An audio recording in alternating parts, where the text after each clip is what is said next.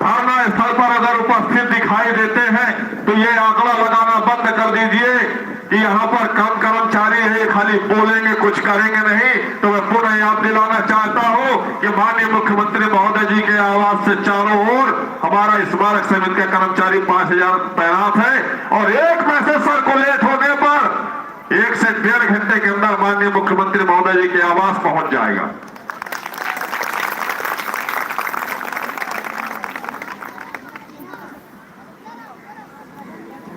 यह स्थितियां अगर आप लाना चाहते हैं तो हम लाने के लिए तैयार हैं, क्योंकि ये स्थितियां लाने वाले भी आप हैं। हम तो 81 दिनों से यहां पर याचना कर रहे हैं, निवेदन कर रहे हैं।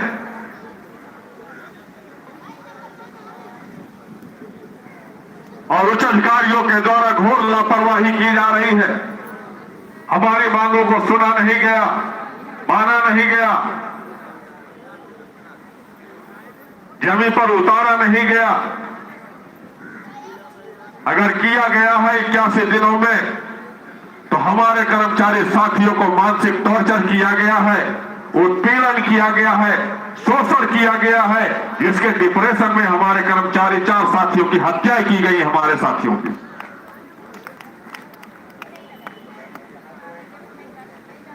अगर कुछ किया गया है तो हमारी मांगों पर विचार नहीं किया गया। किया गया है तो 17 कर्मचारियों को सस्पेंड किया गया है।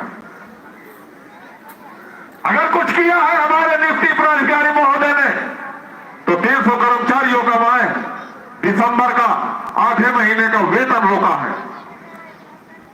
उससे भी अगर दिन नहीं भरा तो हमारे नियुक्ति प्राधिकारी महोदय ने लगभग 70 कर्मचारियों को पूरे के पूरे महीने का वेतन रोक दिया है।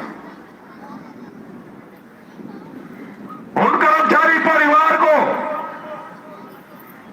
जिससे इसका वेतन से उसके परिवार की जीविकाएं चलती है और जीविकाओं में खान पान की सामग्रियां और किराए के मकान में रहने का किराया देना और बच्चों की शिक्षा प्रभावित करने का काम किया है हमारे कर्मचारी साथियों का।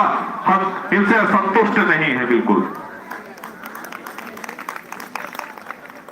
कुछ कर्मचारी साथियों का तो सामान भी निकाल करके बाहर डाल दिया गया कि आप किराया देने के लायक नहीं है तो आप मकान में रहने के भी लायक नहीं है। जिस दिन किराया आ जाए उस दिन वापस आ जाना हमारे। तो इसका जिम्मेदार कौन है? इसके भी जिम्मेदार हमारे नियुक्ति प्राधिकारी महोदय हैं। क्योंकि अगर नीचे से वेतन काट करके भेजा जाता तो आपका दायित्व बनता था, आप इस परिवार के मुखिया हैं, सदस्य हैं, नियुक्ति प्राधिकारी हैं, हमारे अधिकारियों को सीधे निर्देशित करते कि ये पूरा का पूरा वेतन बना करके लाइए। किसी कर्मचारी के दर्द को, पीड़ा को, उसके परिवार को पीड़ा देने का कोई अधिकार नहीं है हमें। अगर हम उनको खुशी नहीं दे सकते तो दुख भी नहीं दे सकते। उनको सोचना चाहिए था, विचार करना चाहिए था, लेकिन उन्होंने विचार नहीं किया।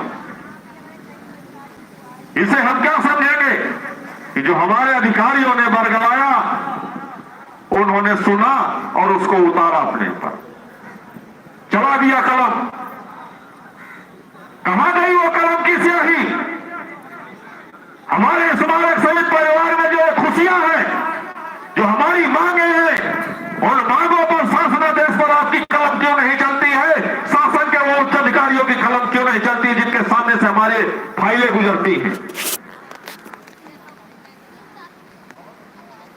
कर्मचारियों का शोषण करने के लिए केवल आप लोगों की नियुक्ति नहीं हुई। याद करिएगा महोदय कि सच्चाई जब आप सुनते हैं तो सच्चाई सुनने की आपके अंदर हिम्मत नहीं होती है। क्यों? क्योंकि आप